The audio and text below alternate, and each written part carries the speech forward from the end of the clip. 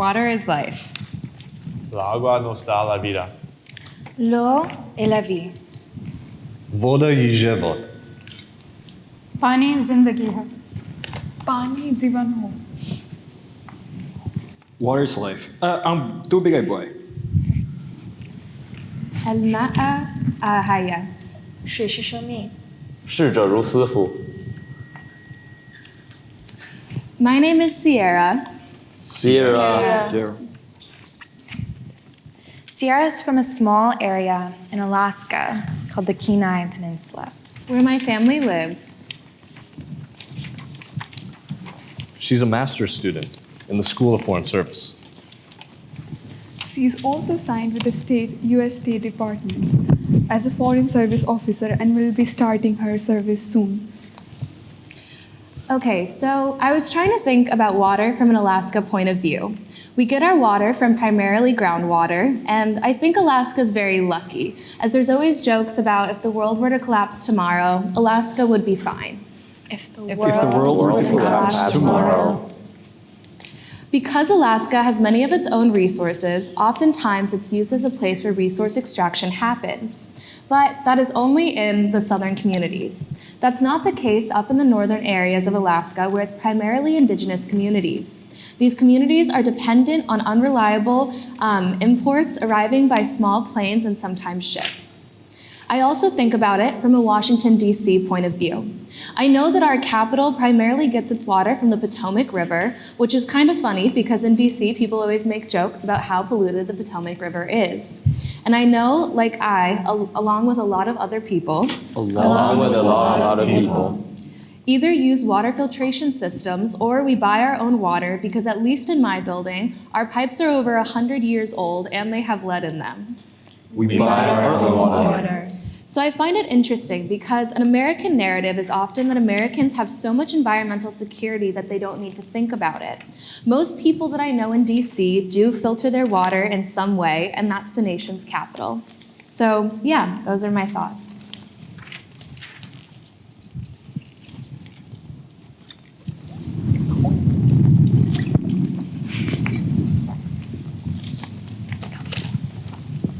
My name is Leo. Leo comes from China, from Wuhan and Beijing, and he's studying here in Doha.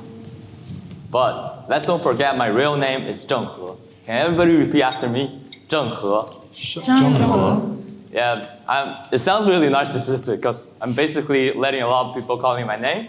But actually, it's also the name of the greatest navigator in Chinese history. He brought giraffe to India and Africa. So it's a little funny fact, and you guys could know that.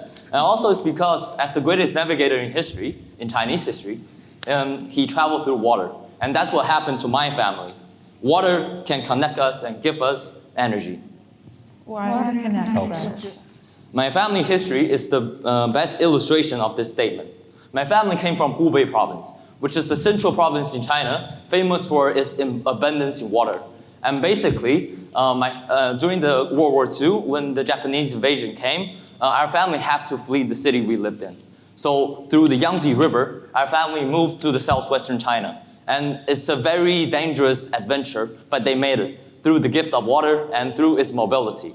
And also a very great coincidence that my family moved from Hubei province to Beijing through the biggest project in Chinese water history, in modern Chinese water history specifically, is the Water from the South to the North project. Because in China, the southern water is very abundant, but in north it's very dry and drought. So people have to transport and transfer water from the south to the north.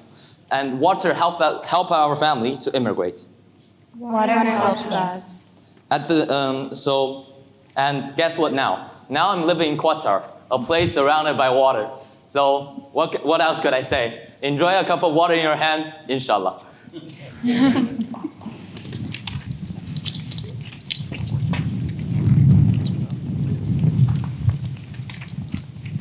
My name is Anupa. Anupa is a second-year student at Georgetown, Qatar, and she's studying international economics. She's originally from Gorkha, which is a district in western Nepal. So during my childhood years, I grew up in Gorkha. So Gorkha is in the western side of Nepal, and it's a very green place, full of water resources like rivers and lakes. However, during my teenage years, I had to move to the city, the capital city called Kathmandu, where my experiences to water were very, very different, mostly due to the underdeveloped water supply. And hence, I always wanted to learn what this barrier to access of water are and how can they make differences in the experiences. This is why she joined this conference. When I moved to the city area, we had to buy water every time for daily essentials. Every 15 days, my family had to pay for a tanker of water. So that was when I realized, even though my country is so rich in water, So rich in water. there's no access for the citizens. In fact, I remember during Sunday morning, me and my sister standing in a long line just to get 2 buckets of water and waiting for the routine. And sometimes we had to return empty bucket because the routine had already finished. So at that point, I sort of realized how valuable water can be. How valuable water is. And now, when I'm in Doha, I don't feel the same sort of connection. In fact, I'm very disconnected to the source of water. Very disconnected from where the water comes from. Partly because I easily get the water in the tap without any effort. I don't have to stand in the long line in the glaring sun like I used to do in the Saturday morning every day. So now I'm sort of even disconnected what the source of my water is, mostly because of the privilege that I have right now in Doha. But now I sort of realize how important it is to be grateful of the access that I have and be connected more to the source of the water.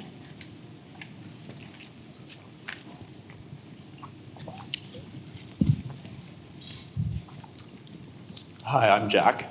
Jack. So I'm from Sagaponack, New York, which is a town on eastern Long Island. And so when we think about water, a lot of times we think about it like this, which is something that we as humans over thousands of years have become experts at controlling, changing, commoditizing. So I'm fortunate to come from a town that's extremely water abundant. So we have the Atlantic Ocean. I grew up in the ocean with the bay, with ponds. And my earliest memories that have to do with water are not with how to control it, but rather how to live in harmony with water and especially with the ocean. So as a kid, some of the earliest lessons I learned were how to brace your house for a hurricane, how to, why not to walk on sand dunes because of what they provide for erosion reasons. And especially what to do when you get caught in a rip current, why not to swim against the current. And I think that a lot of the times when we think about water, we forget about this relationship that we have with it. And I certainly didn't realize what this relationship was until I left home, first to go to boarding school, then to Georgetown, and soon somewhere else. Because every time I left, I found myself subconsciously wanting to go back to it, whether that was going for runs on the river, trying to find lakes or bodies of water to sit by, read by, whatever it was. And I could never really escape this need to go back to the ocean. And every time I returned home on a break, it would always be a source of healing. And I realized it's because even though my life was constantly changing, the ocean was something that was always constant, and it always provided this constant state of calm. And when we think about water and we think about it like this, it's easy to divorce ourselves from it and forget about this relationship that we all share with it. It's an intimate, very personal relationship, and it's something that we all have. It's something that's existed in every single culture and every single person that's ever lived, and it's something that's never going away. So.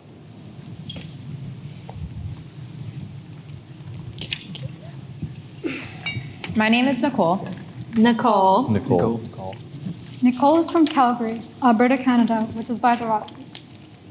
She's in the first year of a master's program in School of Foreign Service and specializing in international water conflict management. Yeah, so I have a unique relationship to water. I come from a landlocked province, but I also experienced flooding from rivers growing up. I've done a bit of traveling at the same time to both the Arctic and the Antarctic region, which influenced my perspectives on water. I think it's fascinating, just no matter how you're influenced by water, it seems to affect your life in so many different ways. So many different ways. On a personal level, coming from the Rocky Mountains, at a young age, I would hike in the mountains, nearby glaciers, and I'd have my parents tell me that this is effectively where my water is coming from. And we would travel and I would see bottled water from the Canadian Rocky Mountains. And so I guess I just had this concept that I would be able to just fill up my water from a running river in the mountains. I was just very aware of where my water source came from and it felt very safe. But then at the same time, I traveled from a young age and we would go to Asia and then I'd be told that I couldn't drink the tap water because it was unsafe. And so it was very similar to many of the stories, I guess a dichotomy of privilege. A dichotomy of privilege. And being able to access it so easily from where I'm from, but then go somewhere else and really struggle to access it and to see that it comes at such a high price just to have basic drinking water. Such a high price. Then I also saw the insecurity side of it, the danger that comes from living so close to water sources. I would experience floods living near a river, and so every single year, you just kind of see what happened with rainwater levels and how the runoff works that season, and you would watch the river rise and lower, and every year it was kind of like, okay, are we gonna have to evacuate this year? And eventually we did. We had a major flood in Calgary, Alberta in 2013. My family home was flooded and we had to evacuate. We had to evacuate.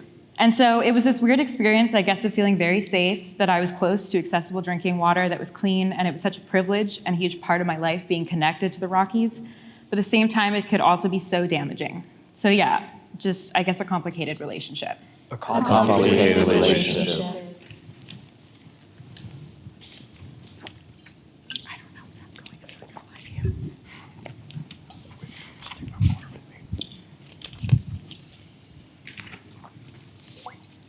Hi, my name is Carlo. Carlo is a senior at SFS Qatar, studying international politics. He's from the Philippines, but he grew up in Qatar. So those are two places at the extreme ends of water security.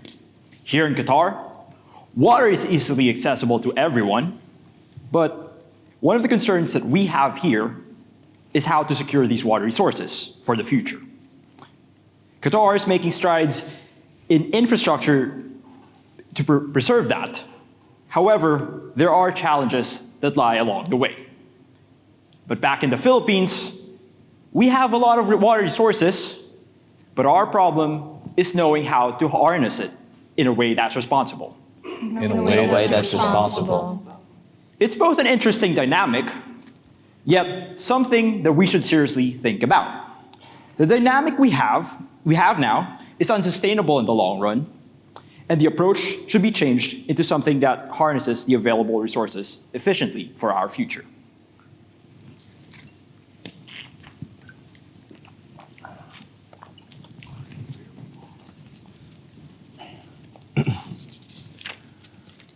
My name is Cooper. Cooper is a senior in the School of Foreign Service studying STEA with an energy and an environmental concentration. Throughout his time at Georgetown, he studied a lot about water.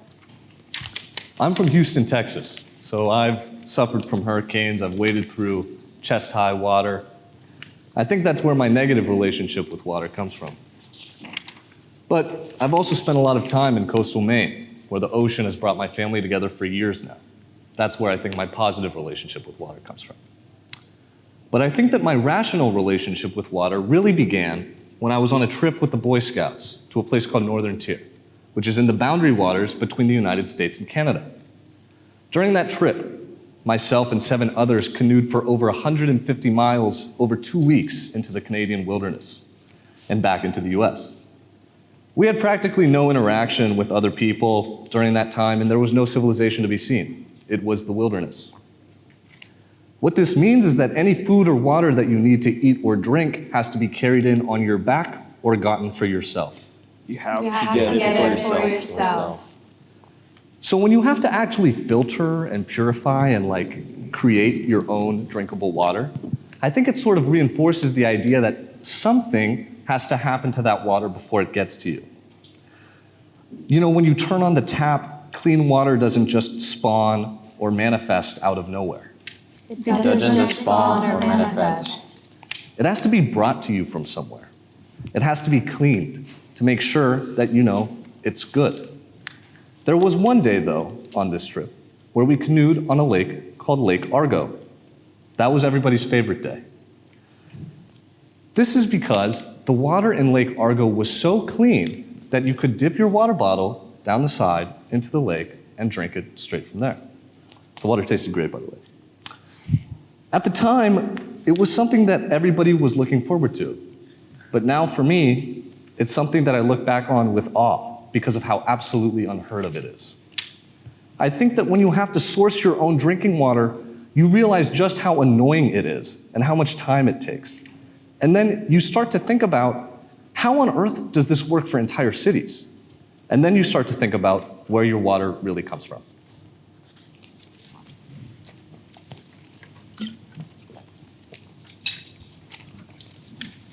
My name is Mingen. Amen. Miriam's a junior on the Qatar campus studying international politics. In my country, China, water comes in very varied forms. It could be in the river, it also could be in the lake, it also could be the ocean. And I live in mainland, where I don't have any ocean nearby. So I love Qatar. I'm very, very interested in energy and sustainability, especially renewable water energy. And that's the major I come to Doha campus because I really want to learn more about energy and how they view water here. How they view water. here. This is an island in China. It's a vocational island, and the size is pretty similar to Qatar. And that's the place I always go in winter break, and I will continue to go this winter.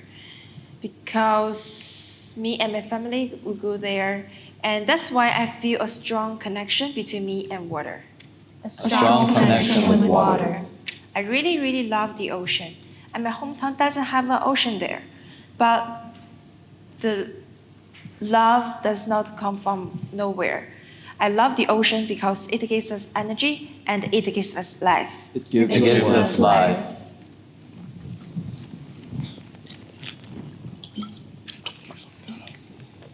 My name is Miriam. Miriam's a junior on the Qatar campus studying international politics. Where her water comes from and why she's interested in this conference are two very interlinked questions. My understanding of where water comes from is very related to material privilege. I've lived in Qatar for 9 years, and the water we have comes from either very limited groundwater resources or it comes from desal plants that are highly energy intensive, highly costly to run. And yet we have the ability to do that because we have oil money. And that oil money obviously leads to carbon emissions that will only make water crises around the world much, much worse. So we're in a place of privilege where, despite our natural water scarcity, we can artificially manufacture water security because we have finances that are built off carbon emissions, which is a very dichotomous system. A very dichotomous system. And it really makes you think, what is the cost of the resource that I'm consuming without even a second thought? What is the cost? And how do we manage it going forward? How do we manage? So that everyone has access to it. I'm also Pakistani. I was also affected by the 2022 floods, and those also have a history behind them of material privileges. The places that were most drastically hit by the floods were places where dams and barrages had been built, and rivers had been redirected by our colonial powers during the British Raj to make sure that those places were as fertile as possible. But that meant that our natural waterways weren't allowed to reach our marginalized communities. Our natural rivers weren't allowed to go out into the sea. And so they caused famines 80 years ago that killed 4 million people. In 2022, they caused floods that displaced millions. So we see time and time again that water security, water abundance, and fertility in one time, in one place, leads to loss of life and displacement. Water crises and water insecurity in another time, another place. So this dichotomy leads me to kind of want to understand, How can we sustainably develop infrastructure globally so that the water we have doesn't come at the cost of anyone else's water security?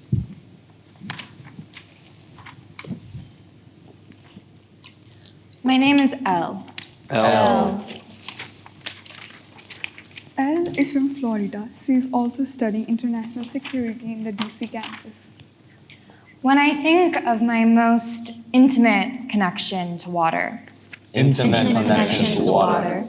I think mostly of the water that exists in each of us. In each of us. The water that we are. We are the water.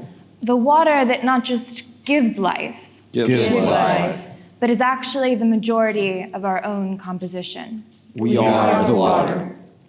And then I think of my time in Florida, in the place that I call home, where the water that you drink felt from an early age, to borrow Cooper's phrase, it felt manifest. Manifest.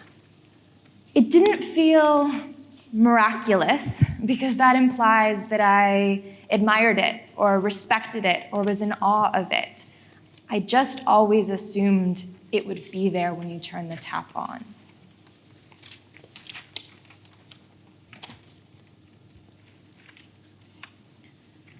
I had to be actively awakened to both the precarity and the privilege forced out of this entitlement mindset when I was in Cité Soleil, Haiti, or in the southern provinces of Cambodia. But then at home, there was also this sort of different category or discernment of clean, safe, good water. When there's blue or green algae in the ocean, runoff from the sugarcane fields into the Everglades, the water that is this sanctuary of play, a place of joy, of spirituality, of togetherness, suddenly it's also a threat, polluted, diseased, taking away breath instead of giving life. I also call Maine home, a very quiet, very, very rural town nestled in the White Mountains. The lake there is calm and pristine. You can't have motorboats on our part of the lake, only sailboats and rickety canoes. About 65 years ago, when my grandfather set up camp on the lake, he'd bathe himself, shampoo his hair. Now we don't allow that because the soap feels unnatural, violating, contaminating, impure. That's the preciousness we confer upon the water there.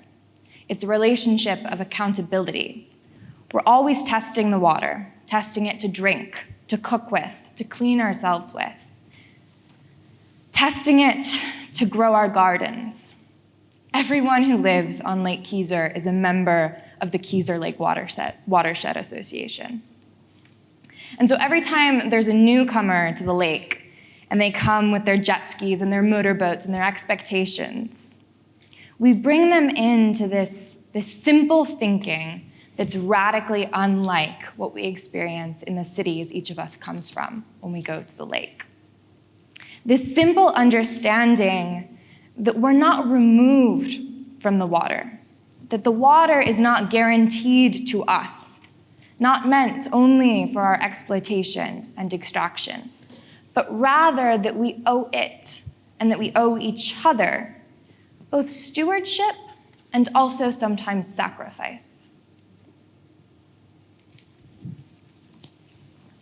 I envision a future where water is a priority. I envision a future where we're together in this. I envision a future where we're not counting down decades and years. I envision a future where people don't have to be scared of what they drink. I envision a future where everyone can move on from their political inertia and take global accountability for global climate threats. I envision a future where our upcoming generations get to see all the water resources in their purest form. I envision a future that everybody can be equally accessible to the water. I envision a future where my children have a better world than I do. I envision a future where policymakers are more open to come up with solutions to resolve this water crisis. I envision a future where water is memorized.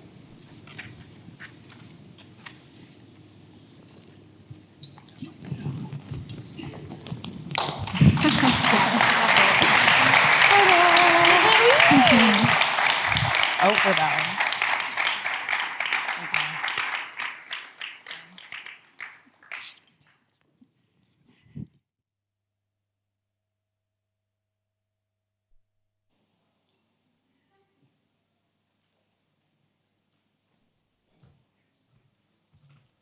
Well, I know I'm not supposed to choose favorites, but I think the last two sessions were my favorite. Sorry, but I had to. That was great. So I think it's clear, water is life. It flows through everything. We've seen it over the last 2 days, from geopolitical security to biodiversity to culture, history, climate change, agriculture, food production, climate mitigation, adaptation, to storytelling, to the youth. We are totally dependent on water in so many ways. Sustaining the Oasis is dependent on water.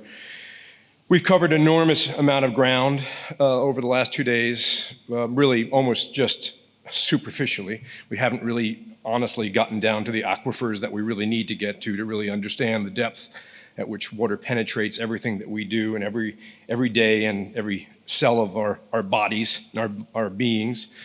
I've learned a lot. At a minimum, I'm going to try to always be creative, conscientious, and disagreeable.